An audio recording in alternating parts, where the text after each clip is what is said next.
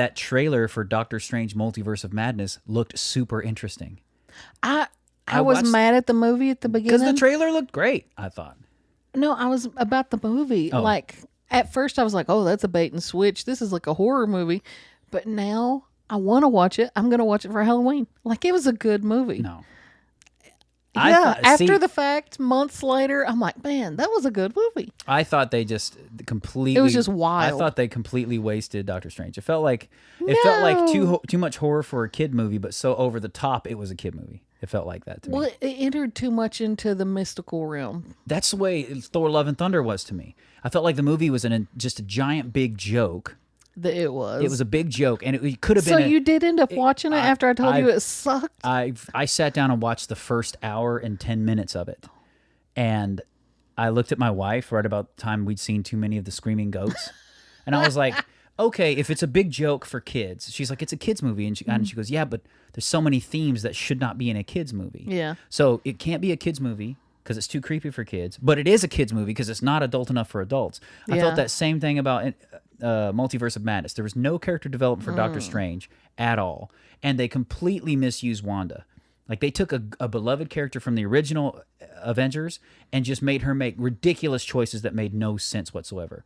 I'm willing to kill off innocent people in other multiverses just to be with these kids that aren't even real. I made them up in my head. Like, that makes no sense. And then on top of that, it was too, like you said, too horror to be a kid's movie. Yeah. So it just... Again, these movies, especially since Endgame, these movies feel like theme park rides. You have an experience, and then you're done, you go. You know, you don't sit there and contemplate and think about them later. Okay, but what did you think was the best part of Love and Thunder? So far, of what I've seen, I'm trying to think of a good part. Here's the thing. I enjoyed Jane Foster. What I thought was going to be done poorly was done well. I enjoyed... I just felt Natalie Portman's character in there, and that I enjoyed. They didn't give her a lot of depth to work with. Yeah, though. I enjoyed how they implemented her in the story and how it happened. It felt organic, it felt real, and it's actually a comic book storyline that she's dealing with cancer and stuff like that, which I thought was cool because you're respecting the source material. But there was so much that I couldn't stand. They're trying to stop the God Killer, the God Butcher, or whatever, and they're killing all the gods. They go to that big mystical island, and they're killing all the gods, trying to stop the God Butcher. Christian Bale did excellent, didn't he? Oh, okay. So he always does good. My favorite part of the movie, yeah, sure, Gore was a fantastic villain. Okay. While I enjoyed him being a villain, Zeus, what's his name? Russell Crowe. Oh my goodness. For the role he was given was great. I fell in love with Grandpa in that movie. Him and his little skirt. But you know who he was, though. Yeah. He was Jeff Goldblum in Thor Ragnarok. Mm-hmm. That he was Jeff Goldblum's character. You think he was just imitating him? No, I think the same guy wrote both movies. Taiki Waititi or Watiti. I cannot say his name, and I'm so sorry. I've never heard this. Whatever you want. Yeah, he's the guy who is Korg. Oh, hi guys, how you doing? My name's Korg. I didn't know that. Yeah, I wrote both of the Thor movies. What? Yes. In real life? Yes, he's the writer and director for those movies. No. So he literally wrote the same character twice. Okay, let's have Zeus and let's let him be the Jeff Goldblum character. They go to this crazy world, just like they go to the crazy world where Jeff Goldblum's the head honcho. Zeus is the head honcho. It's the same exact character. But they do know what and they both did a great job. To hit. And they both did a great job. Jeff Goldblum's character was great. He was so funny. Well, I didn't watch it, but what's the one with Let It Go?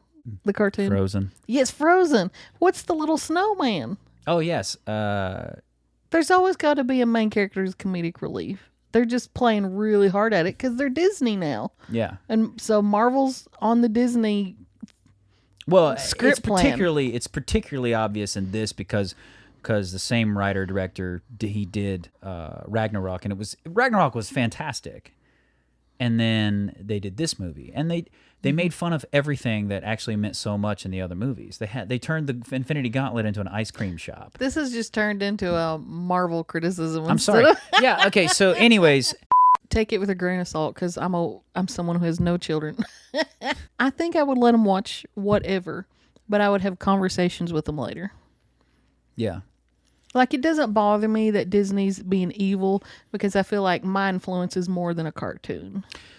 Yeah, but and I agree with you. 100% agree with what you said there. But I also feel an obligation to, if it's not the kind of content I want, or if it's not the entertainment I care for, I mean, it's just not going to have it. I mean, it has to be age appropriate and stuff, Yeah. you know. I told my friends recently, my friends who are just avid Disney nuts, I call them. They started complaining about some of Disney's new products and these new movies and stuff. They watched Pinocchio and was like, halfway through we turned it off. It was so bad, so bad. She goes, I just can't handle it. Well, you're an adult watching a cartoon. Well, they're watching it with their kids. Still, did the kids like it? That's the point. Well, they didn't feel like it was kid appropriate. There's one part where he meets the wolf, the guy who's going to take him to Pleasure Island, and he's saying things like, "Oh, he's the next thing. He's an influencer. Look at him. He needs to be at the bubble." And it looked literally like a creepy dude talking about a young boy. Yeah. You need to be online like an influencer, like whatever. It's like, it's so creepy. Well, that So was in gross. all our cartoons too. Like, was it Alice in Wonderland that has the walrus guy that takes all the little boys to the island and stuff? Like, there's always been creepy stuff in cartoons. You cannot watch anything from Disney anymore with your kids without pre-screening it. Period. Any new project that comes out, you've got to pre-screen it. I think that's a good rule for Yeah. sure. Especially with that company. There are other companies that, yes, you're going to be surprised.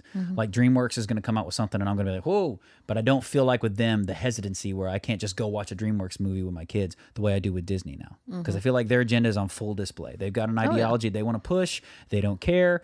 And you're foolish at this point. Especially if you're a conservative parent, you're foolish if you're not pre-screening them. Yep, I So. agree. It sucks that Disney's doing that. Yeah, it does. Okay. But, you know. Let us know what you think about this, guys, what you think about the condition of Disney and their entertainment as a whole and the MCU and all this stuff. We want your likes, shares, your comments, all your stuff. We want you.